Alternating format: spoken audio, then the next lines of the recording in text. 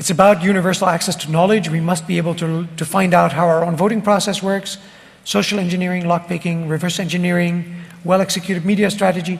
In other words, it's like we've been training for this for 20 years. My God. Another thing, as I said, I'm just jumping thoughts here. Another thing that pops to mind is I need to explain why E&I voting is still being pushed. Why would anybody want this? There's a lot of pressure from special interest groups, and especially the blind lobby in Holland is very strong. They see their politicians often. And they want machines where blind people can vote independently from being helped. Because it's actually, you can actually help blind people vote. That's legal. You can't help people that are, for instance, mentally handicapped. But anybody that's physically unable to find the button or to find the mark on the piece of paper, you can help them, the people in the office, in the polling station. But that's an important lobby. And it's a legitimate interest also. It's a legitimate interest not to have to tell anybody what you're voting. And there's also lots of people that want voting from a different polling station. If you're not in your hometown, so you still vote for your own municipal election. Suppose it's a municipal election day. You still vote for your own election, but you're not home.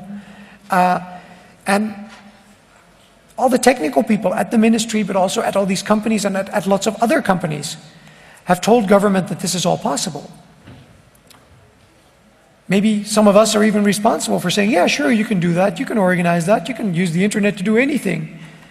And a lot of people ended up believing this, and there's a lot of pressure from Parliament to get these things done for a legitimate reason.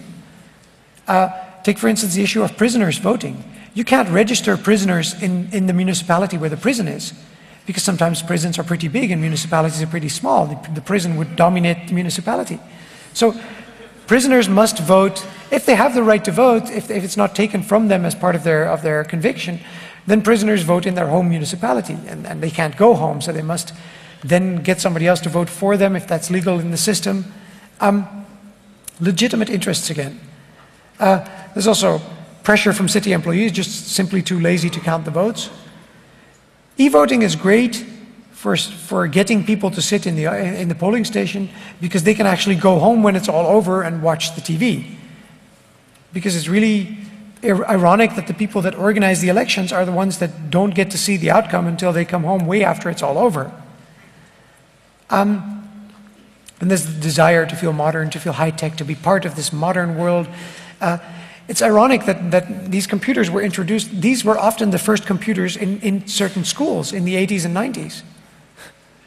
Many schools in Holland, this was their first computer. There's so many places where government could do so much more with computers, and they have to use it on this.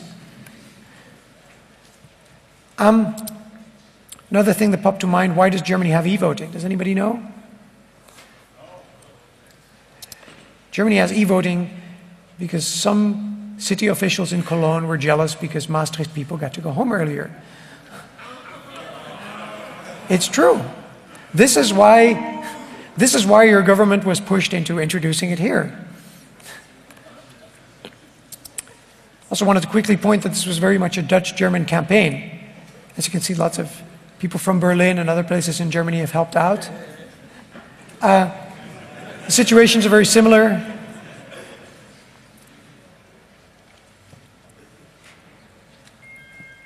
If it dies in Holland, it probably dies in Germany, so that's why we started the campaign in Holland.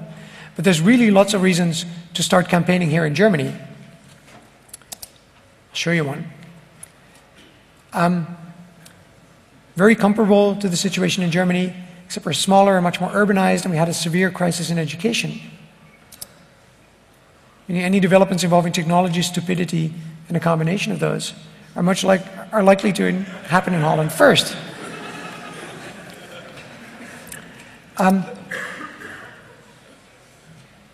Having said that, the most likely outcome of what we're having in Holland is a verifiable system, either paper trail or, who knows, even paper ballots.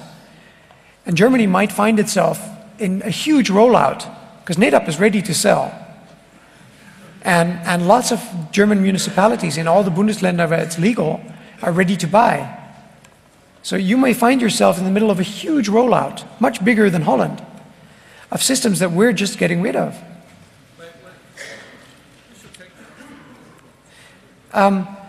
Which is something that you should all get involved in. There's a lot of things that need to happen in Germany. One of them is to get a NADAP, because then you can actually prove that it's insecure on a German machine, because otherwise they'll just say, well, that's a Dutch machine and German machines are different. And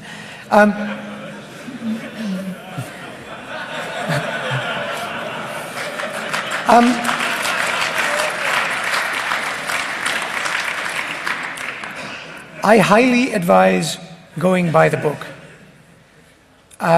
We haven't broken any laws in the Netherlands in the course of this campaign, and I think that's the single thing that annoyed them the most.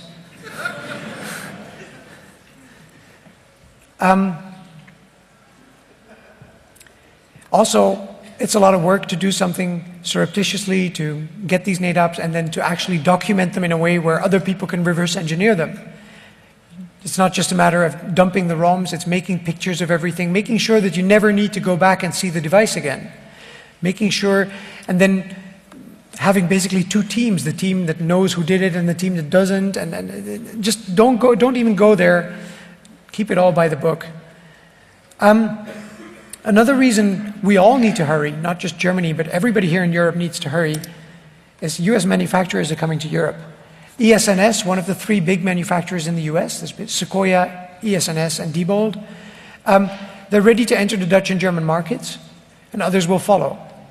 Now, legislation in Germany and legislation in Holland doesn't prescribe anything. They could bring whatever they have in the US with all their touchscreen calibration problems and all their crazy stuff that's happening there, plus all the rumors of intentional fraud. These manufacturers could be entering the Dutch market, and I mean, nothing we've seen so far prepares us for what's going to happen if these people come. So we protect our elections fast. So what needs to happen now? We need to kill the black box voting phenomenon. I think it's dying. I think it's dying worldwide.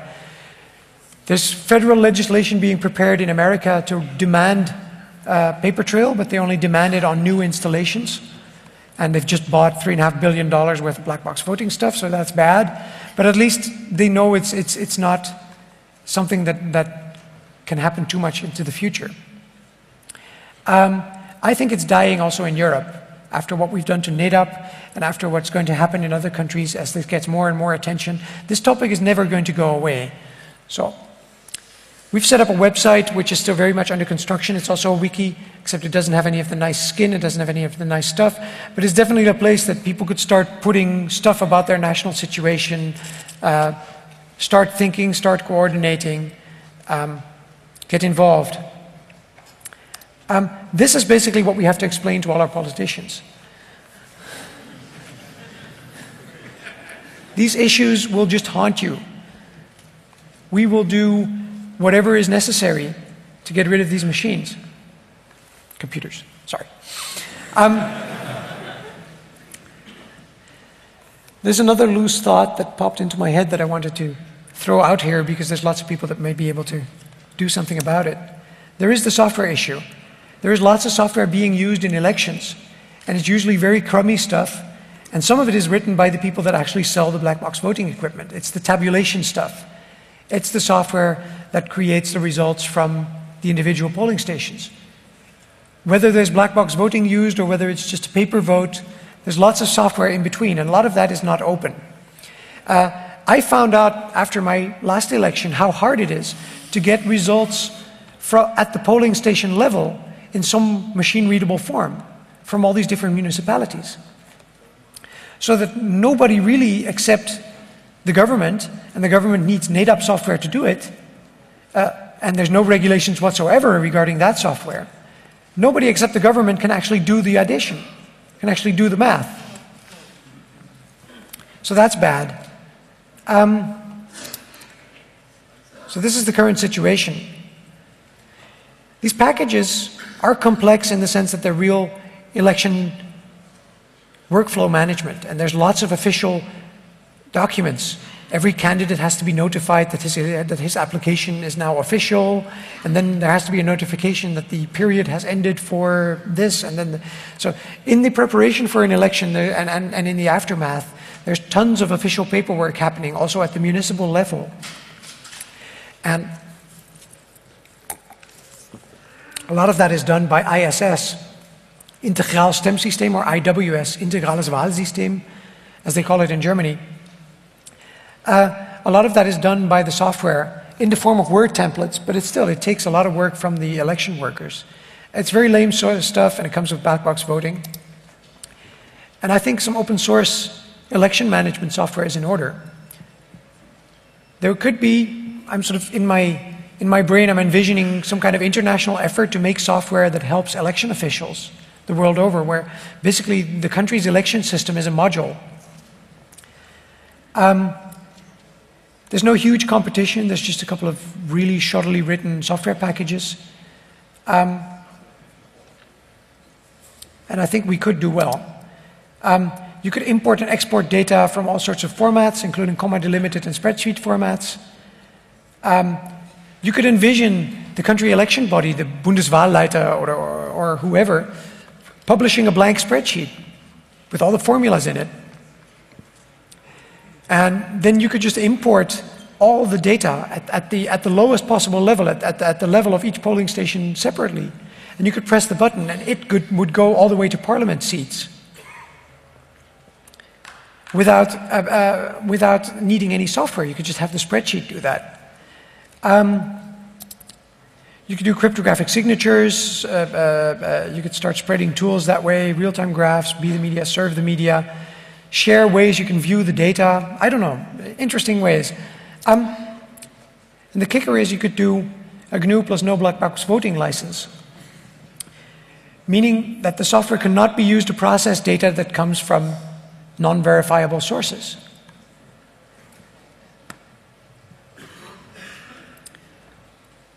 And some ideas as to how that could possibly be financed, or it's really not that big a project. NADAP writes this software that's used all over Europe by these countries that have their system.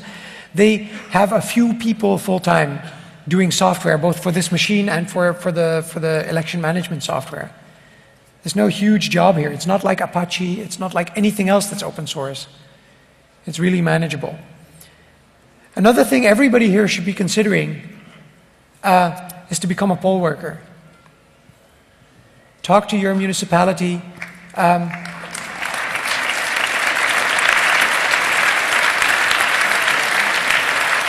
If you really feel the elections need to be verifiable and that they belong to all of us, then you should also be willing to do the grunt work. It's underpaid, it's boring, but they're facing an aging crowd. They're facing I've seen it in Amsterdam as we took these apple pies around. Average age is over 50 in Dutch polling stations. And so young people are needed. A new wave of people is needed to protect the elections. If there are no poll workers, nobody counts the votes. And if nobody counts the votes, everybody will use e-voting. And everybody uses e-voting, democracy ends. It's really that simple. This is sort of my closing thought. There's no sense in having elections unless you know how they work. This is nice. I kept a lot of time for discussion. Let's have questions.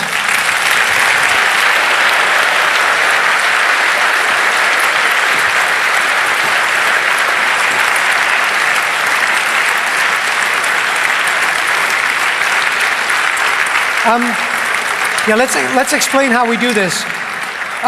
There's one microphone. And I suggest we only have one microphone. Let's use that one because it's closest to me. Sorry. No. But my suggestion is to use one microphone because then we have one queue instead of having to swap back and forth. Is that okay with everybody? Just queuing on this one microphone?